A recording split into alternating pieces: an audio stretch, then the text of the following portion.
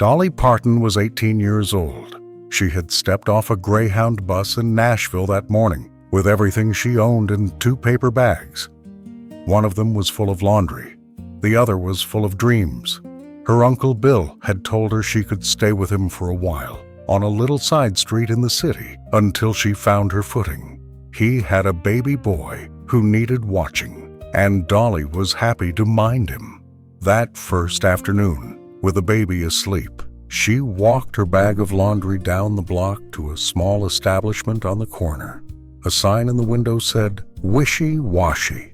She walked in. She put her dresses in the machine. She fed it her last few coins. And while the water filled and the cycle began to hum, she stepped outside onto the sidewalk to feel the sun on her face. She was tired. She had cried on the bus that morning, once quietly into a handkerchief, because Nashville was so big and so loud and so far away from the only home she had ever known. She was wiping her eyes when a young man in a beat-up truck drove past and slowed down. He had dark hair, a serious face, 6 feet tall, 21 years old. He rolled down the window and called out to her. She looked up, and what she saw in his face was something she had not seen in a stranger before. He was looking at her face, not at her dress, not at her figure, not at anything else, just her face. His name, he told her, was Carl Dean. He was driving home from his asphalt-paving job. He saw a young girl crying outside a laundromat. He could not help himself. He pulled over to make sure she was all right. Dolly Parton told him later that she knew, in that moment, 2 things. She knew Carl Dean was a good man, and she knew somehow that she was going to marry him. 2 years passed. Dolly Parton signed her first record deal. She moved out of Uncle Bill's house. She wrote songs in the kitchen late at night while Carl Dean slept beside her. In 1966, on Memorial Day, Carl drove Dolly across the state line into Georgia. They had told no one. In a small church in the town of Ringgold, with the preacher and the preacher's wife as their only witnesses, and with Dolly's mother, Avie Lee, the only family member who had been told. Carl Dean and Dolly Parton were married. There were no photographers, no reporters, no flowers from the record label, no party afterward. Just 2 people, a preacher, a small bouquet from a gas station down the road. Dolly wore a homemade dress. Carl wore the same suit he had worn to his high school graduation. They drove back to Nashville that evening, holding hands, and they began the strangest and quietest love affair in the history of American popular music. The next morning, Dolly went to a recording session. Carl went back to work paving roads. The years passed. Dolly Parton became famous. Then she became more famous. Then she became eventually one of the most recognized women in the world. Through all of it, Carl Dean stayed home. He did not come to the Grammys. He did not come to the Country Music Awards. He did not come to the premieres of her films. He did not walk red carpets. He did not appear on talk shows. He did not give interviews about being married to Dolly Parton. In 60 years of marriage, the number of times Carl Dean was photographed beside his wife in public can be counted, by some accounts, on the fingers of one hand. The world thought at first that he must not exist. In 1984, a reporter from the Associated Press asked Dolly point blank, "Was Carl Dean even real?" Dolly laughed. She told the reporter, "A lot of people say there is no Carl Dean, that he's just somebody I made up to keep other people off me." And then she said something that became famous. "I would like to pose with him on the cover of a magazine someday, so people would at least know I'm not married to a wart or something." She was joking, but the truth was simpler. Carl Dean did not want any of it. He did not want the fame. He did not want the cameras. He did not want the strangers asking him questions. He wanted Dolly. He wanted his asphalt paving business. He wanted to sit on his porch in the evening and drink a cold beer and listen to the cicadas singing in the Tennessee trees. That was the deal. That had been the deal from the beginning. And Dolly Parton, the country queen, the megastar, the woman who could have had anything in the world, loved him for it. In the early 1970s, Carl Dean used to go to a small branch of a Nashville bank on his lunch hour twice a week to deposit money for his business. There was a young woman who worked the counter. She had striking red hair, green eyes, a way of leaning forward when she talked. Carl Dean was a faithful man. He never said an unkind word, never lifted a finger out of place, never looked at another woman with anything but indifference. But he liked going to the bank. He liked it more than was strictly necessary. Dolly Parton noticed. She did not get angry. She did not throw plates. She did not make scenes. She did what she had always done when something stirred inside her too deeply to be spoken.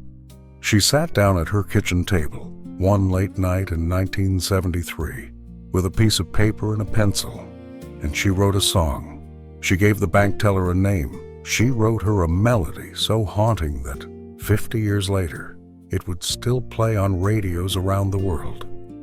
She wrote a plea from one woman to another that the world has never stopped repeating. The song was called Jolene. Carl Dean came home that night. Dolly played it for him at the kitchen table. When the song ended, Carl Dean, the quiet man, the asphalt paver, the husband who never raised his voice, looked at his wife. He laughed. He understood even then that she had transformed a moment of jealousy into one of the greatest songs ever recorded. He stopped going to the bank quite so often, but the song stayed. It stayed forever. Many nights, over many decades, Dolly Parton came home from a concert to a dark house. Carl was already asleep. He had eaten dinner alone, watched the evening news, and gone to bed at a reasonable hour, the way a working man does. Dolly would tiptoe into the bedroom. She would slip off her shoes. She would lie down beside him in the dark, still wearing rhinestones, still smelling of stage lights and applause and the perfume she wore on tour. And Carl, half asleep, would reach out without opening his eyes and put his hand on her back and say only one word, "Hey." Then he would fall back asleep. That was the marriage. That was 60 years of love, in a single syllable, whispered into the dark by a man who never needed words to mean what he meant. Dolly told one interviewer late in her life that the silence with Carl Dean was the most beautiful sound she had ever known.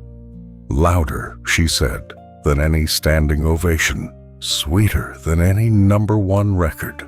It was the sound of being loved by someone who wanted nothing from you, except for you to be exactly who you were. The winter of 2024 into 2025 was a hard one. Carl Dean was 82 years old. He had grown quieter than ever.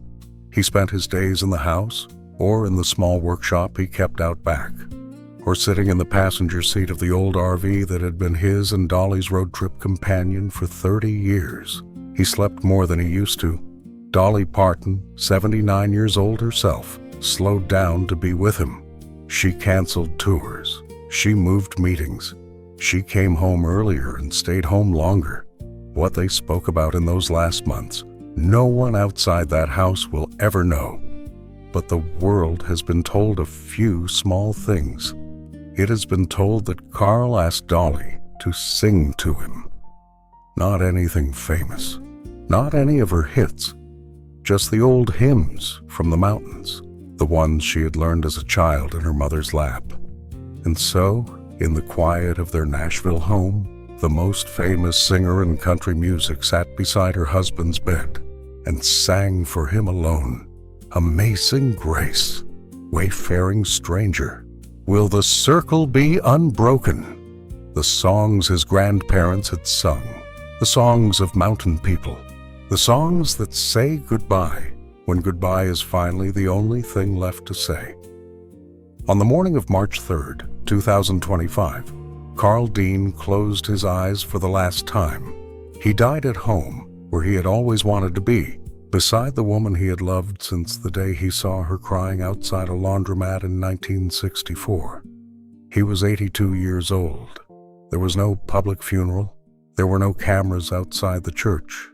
There were no tributes from celebrities, no television specials, no parade of mourners in dark sunglasses, just immediate family, just the people who had known him. Carl Dean was buried the way he had lived, quietly. 4 days later, on March the 7th, 2025, Dolly Parton released a song. She had written it for him. She had been writing it in some sense for 60 years. The song was called If You Hadn't Been There, and in it she sang words she had never said to him in public before, because she had never needed to, because he had always been there to hear them in private, in the dark, in the silence of their kitchen, in the small space between a tired wife and a sleeping husband. The words were these: I wouldn't be here if you hadn't been there, holding my hand, showing you care. You made me dream more than I dared. She released the song with a note. In the note, she wrote, I fell in love with Carl Dean when I was 18 years old. We have spent 60 precious and meaningful years together. Like all great love stories, they never end. They live on in memory and song. He will always be the star of my life story, and I dedicate this song to him. He had refused every stage. He had refused every camera. He had refused every interview. But in the end, when there was nothing left to refuse, his wife wrote him a song. And the man, who had never wanted the spotlight, finally in his absence became the star of one. Carl Dean and Dolly Parton were married for 58 years and 9 months. They lived in the same house for most of it. They drove the same old RV.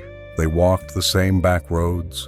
They sat on the same front porch and watched the same Tennessee sunset, evening after evening, year after year, decade after decade. They had no children together. They had something else. They had the kind of love that does not need to be seen to be real, the kind of love that does not need an audience, the kind of love that is built slowly in small kitchens and quiet bedrooms, by two people who chose each other on an ordinary afternoon in front of a laundromat and never stopped choosing each other. Dolly Parton is still with us. She still sings. She still writes. She still steps onto stages and gives her voice to the world. But somewhere inside her, every time she does, there is a quiet space, a space the world will never see. A space where a man named Carl Dean is waiting for her to come home. He was the keeper of her smile. He was the reason for her song. He was, and is, and always will be, the man who never wanted the stage.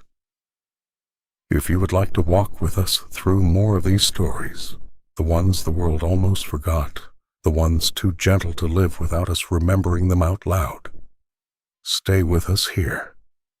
Behind every smile, there is someone who made it possible. Carl Dean was hers.